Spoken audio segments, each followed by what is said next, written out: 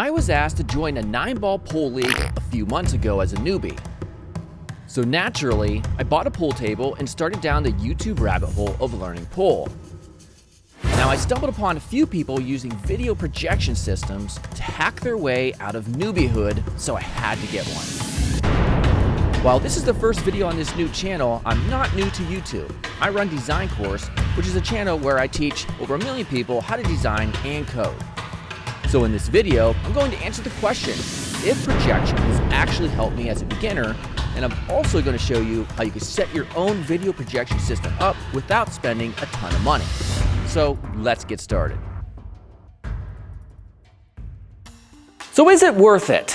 Well, I'm going to tell you some of the benefits that I experienced as a newbie when I started using this. First, I did not understand what a tangent line is.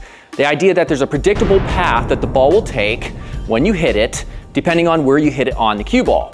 Hitting it neutral will make it follow the tangent line, as I discovered. And if I wanted to perhaps push it behind the tangent line, I can use draw. And then if I wanted to push it forward in front of the tangent line, I just hit it with follow at the top of the ball. Now this was really monumental for me to understand and be able to visualize what was happening on the table.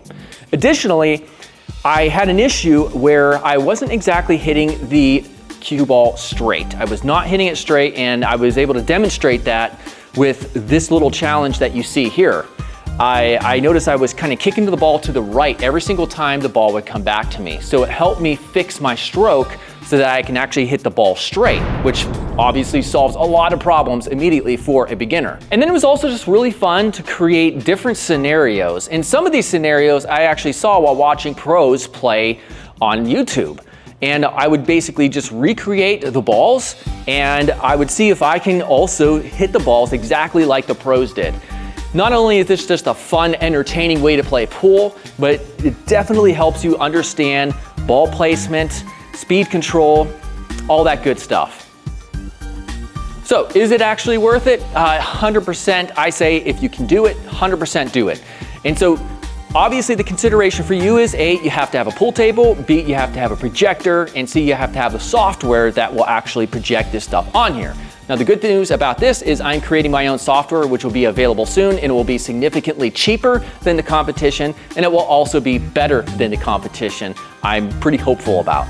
So I'm going to spend the rest of this video showing you how to set up a projector that will work for your room environment based on your ceiling height and any other considerations so that you don't have to break the bank in order to get this set up. So let's do that.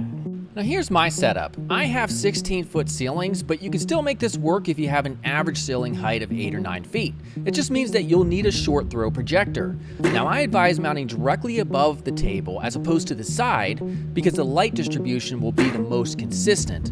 Now just understand that doing this may void any warranty because it might reduce the life of the lamp. Once you know approximately how far your projector will be from the table, then you can start searching for used projectors. So the first thing to do is to get on Facebook Marketplace and type in projector. And you're gonna see a list of projectors, and most of them are gonna be quite cheap and you might be able to get a great steal. But looking over here, I'm typically looking for projectors that are a couple $100s at least. And so here's an Epson Home Cinema 8350 projector. So all you have to do is go over here to this projectorcentral.com / okay, I'm not even gonna tell you the URL, it's just in the YouTube description.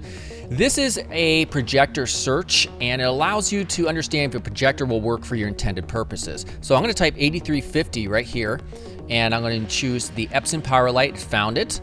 So it has almost every projector imaginable in our database. And there's a few kind of confusing looking things here that you need to be concerned with. And this is gonna let you know if this projector will work given your requirements. So let's say, for instance, you only have maybe like 4.5 to 5 feet to be able to mount a projector above your table.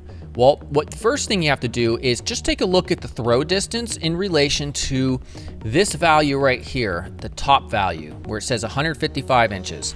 So if you have a 9-foot pool table, that long distance, the longest distance will be approximately 108, 109, 110 inches. And if it's 100, you kind of want to add a couple extra inches. So just to be safe, we want it to be 110.